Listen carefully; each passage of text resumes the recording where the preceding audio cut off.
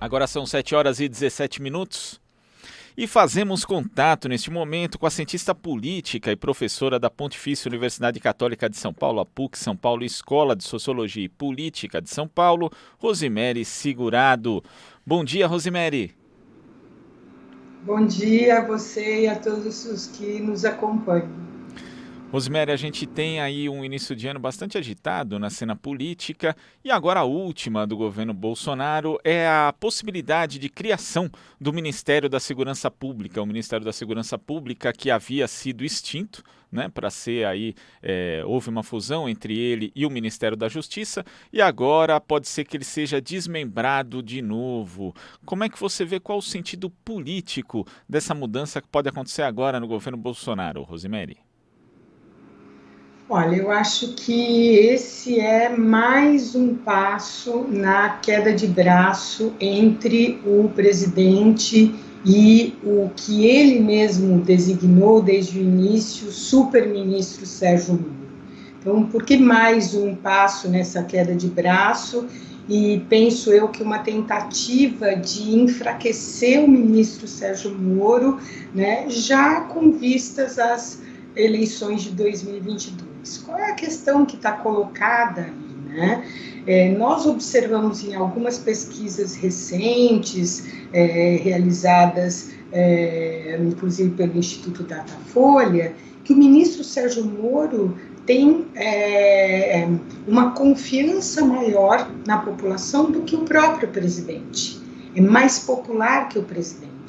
Então, o grande desafio do Bolsonaro é apagar esse brilho do Moro. Como que ele vai fazer isso? Retirando alguns dos seus poderes e a separação dos ministérios é uma dessas formas. É interessante porque quando Bolsonaro anuncia Moro ainda após as eleições como super-ministro e a fusão dos ministérios, ele inclusive enfraqueceu uma pauta que ele mesmo tinha traçado para com os seus eleitores, que era todo um discurso de segurança pública, né? Então, agora ele busca retomar essa pauta, mas tem, inclusive, nos bastidores a indicação de um nome que foi vetado pelo Moro no ministério atual e que viria a ocupar esse ministério. Nos bastidores de Brasília, o que se tem dito é que Moro se diz chateado com o presidente, né? E que, inclusive, se esse ministério for desmembrado, que ele pode deixar o governo. Ou seja, é um passo a mais, uma sinalização bem forte de uma separação entre essas duas figuras políticas. Naama. Rosemary, bom dia. Bom dia. E a Folha de São Paulo, ela divulgou recentemente a notícia ali de que o irmão do presidente Jair Bolsonaro, Renato Bolsonaro, estaria atuando como lobista ali, né, na distribuição de verbas do governo federal para prefeituras do estado de São Paulo. A reportagem traz ali que Renato diz que ele, claro, não tem nenhum cargo público, mas liberou ali cerca de 110 milhões de reais para municípios paulistas. E desde que essa reportagem da Folha de São Paulo veio à tona, o que chama a atenção é que, exceto a Folha de São Paulo, que trouxe essa notícia, essa reportagem, a imprensa nada, ninguém fala nada, o presidente Jair Bolsonaro também não fala nada, nem mesmo ali pelos canais que ele está acostumado a dialogar, a conversar com os seus apoiadores. Como é que você vê essa questão? Qual que é a análise, já que eu me lembro ali que na época da campanha ele falava tanto em transparência de governo, transparência de contas, transparência de gestão, e temos aí agora mais essa novidade, né? Pois é, né? Eu acho que tratar a questão de dois pontos, né? Primeiro, o fato em si e depois essa cobertura ou essa ausência da cobertura jornalística sobre isso. Eu acho que a primeira questão é que, além disso demonstrar que o governo não cumpre aquilo que dizia que era o fim do toma lá da cá, Essa era uma das coisas que fez com que a candidatura do Bolsonaro ganhasse uma adesão na população. Ele se dizia nova política, nós não faremos isso. E o que a gente vê com essas denúncias é que não precisa nem um cargo político para isso. Obviamente, quer dizer, se eu me apresento, eu sou irmã do presidente, né, solicito algo de uma prefeitura em troca, né, de uma emenda que traga verbas para alguma obra importante, né, para aquele setor político, é suficiente. E às vezes até não ter um cargo facilita isso, porque como que você vai demonstrar concretamente essa ingerência? Então, acho que primeiro vai ficando cada vez mais claro, cada vez mais nítido que não só o toma lá da cá permanece, como ele se intensifica e beneficia aqueles setores que são os setores apoiadores do presidente. Essa é a primeira questão. A segunda questão com relação à cobertura jornalística, que é bastante assustador a gente pensar que a imprensa ajudou, colaborou, contribuiu muito para o golpe de 2016, justamente defendendo a transparência das informações e o ataque à corrupção. E aí, quando nós temos questões concretas, fatos concretos como esse, que mostram a permanência dessas práticas, ela silencia, evidentemente, excluindo aí algumas poucas publicações que colocam isso. Então, me parece interessante porque, assim, é seletiva a forma como a imprensa trata as questões da corrupção, né? Ela não é o combate à corrupção, mas é alguns setores, e isso se comprova exatamente ao minimizar ou ao deixar de lado ou a colocar como um fato menos importante quando nós vemos esse montante de verbas sendo negociados pelo irmão do presidente, ou seja, sem nenhum tipo de transparência nessas negociações.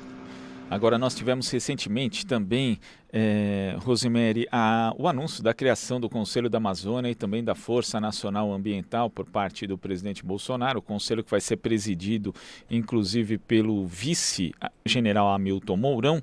Como é que você vê isso? É uma tentativa de reação em relação justamente àquilo que faz muito mal para a imagem do Brasil no exterior hoje, a preservação do meio ambiente, e também é uma forma de escantear Ricardo Salles, o ministro do Meio Ambiente, que acaba ficando alijado desse Conselho da Amazônia, ou seja, ele perde poder também?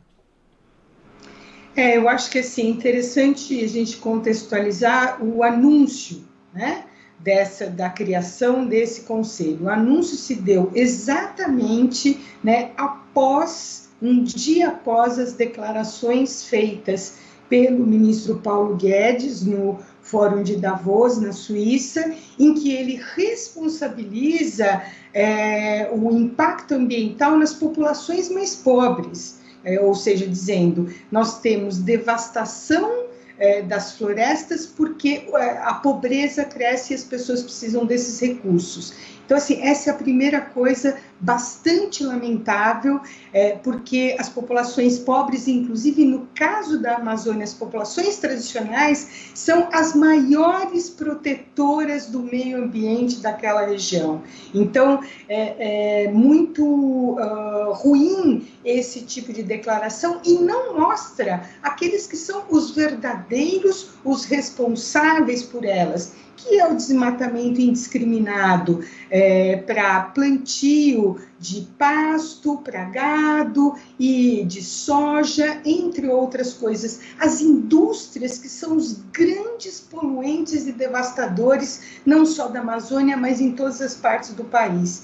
Então, como essa declaração caiu muito mal, houve uma reunião de investidores que sinalizaram para o ministro Paulo Guedes, olha, se vocês não mudarem a postura de vocês em relação às questões ambientais, não haverá investimentos. Falando claramente, talvez eles não tenham dito dessa forma, mas o sinal era esse, ou seja, um sinal amarelo piscante dizendo, opa, esse discurso, além dos problemas para a concepção de meio ambiente, é um discurso que afasta investidores. Então, ato contínuo, vamos criar esse conselho.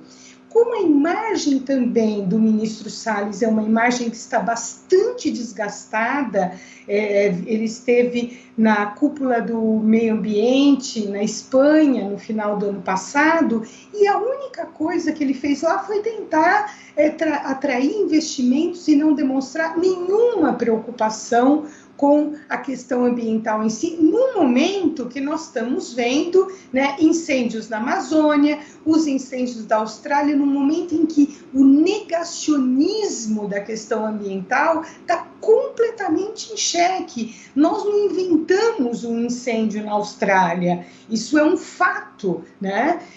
E há responsáveis por isso, há responsáveis por essa conduta. Então, me parece que é um sinal. Colocar o ministro Mourão é mostrar também que são os militares que estarão ali supervisionando isso.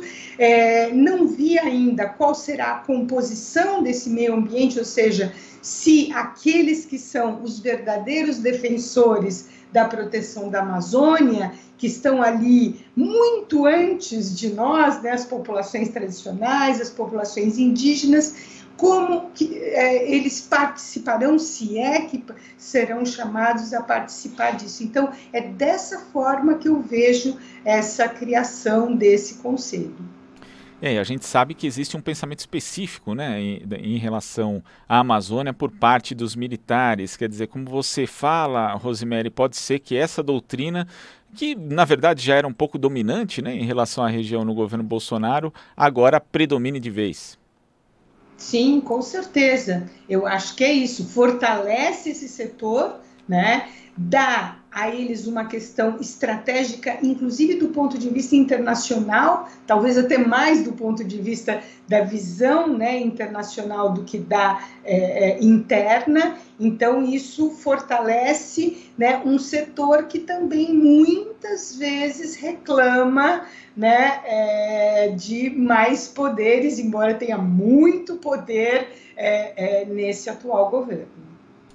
Agora, Rosemary, com a possibilidade, né, da atriz Regina Duarte assumir a Secretaria Especial de Cultura, que pode até voltar a ser um ministério após a passagem de Roberto Alvim, boa parte do meio cultural até achava que, no máximo poderia melhorar um pouco a atuação da pasta e, no mínimo, ser menos pior do que foi a gestão de Alvim. Só que esse mesmo meio cultural já está de sobreaviso agora por conta da possibilidade, né, do anúncio aí de que Regina Duarte teria convidado para ser sua adjunta a reverenda Jane Silva, ela que é presidenta da empresa Associação Cristã de Homens e Mulheres de Negócio e que é secretária adjunta, inclusive, não secretária adjunta, mas secretária de Diversidade Cultural do ex-secretário Roberto Alvim. Quer dizer, como que você vê isso? Na verdade, já é uma sinalização de que essa área cultural no governo Bolsonaro vai continuar na mesma toada de antes? Com certeza, é um sinal. Eu acho que talvez a grande estratégia do governo é retirar essa imagem tão explícita, né, que o ex-secretário Roberto Alvim teve, né, divulgando aquele vídeo em que demonstra claramente aquilo que é o pensamento da cultura nesse governo. Talvez o grande erro para essas pessoas foi que ele deixou muito claro, né, essa filiação a formas, né, da ultradireita, formas fascistas de conduzir, né, a cultura, entre outras áreas deste governo. Então, a Regina Duarte, talvez para as novas gerações, ela não tenha esse carisma, né? mas para as gerações mais antigas, o fato de ter sido estrela em muitas novelas importantes, ter sido considerada a namoradinha do Brasil, então aquela imagem de boa moça, ela consolida, olha, vamos ter alguém aí que vai se preocupar com a cultura. E acho que até o fato dessa origem dela fez com que alguns setores da cultura, em um primeiro momento, falassem, bom, né, nada pior do que o Roberto Alvim nesse momento, então Regina Duarte pode, pelo menos, sinalizar aberturas de diálogo. Só que, ao indicar alguém, né, como essa reverenda, que faz parte dessa base de apoio, dessa composição daquele secretariado do qual Roberto Alvim era a liderança naquele momento, ela mostra claramente que não vai alterar, não vai mexer e não vai abrir um diálogo com a classe artística em outras perspectivas. Então, na verdade, estrategicamente pode ser positivo para o governo por colocar alguém que não tem uma imagem tão radicalmente, né, à extrema-direita, mas, né, para a área em si e para, né, os setores ligados a ela, né, o setor artístico, eu acho que não vai ter uma grande mudança, uma grande transformação. Tá certo, Rosemary, muito obrigado aqui pela sua participação no Jornal Brasil Atual e até a próxima. Obrigada, eu que agradeço. Bom dia a todos. Bom dia. Conversamos aqui com a cientista política e professora da PUC São Paulo e da Escola de Sociologia e Política de São Paulo, Rosemary Segurado.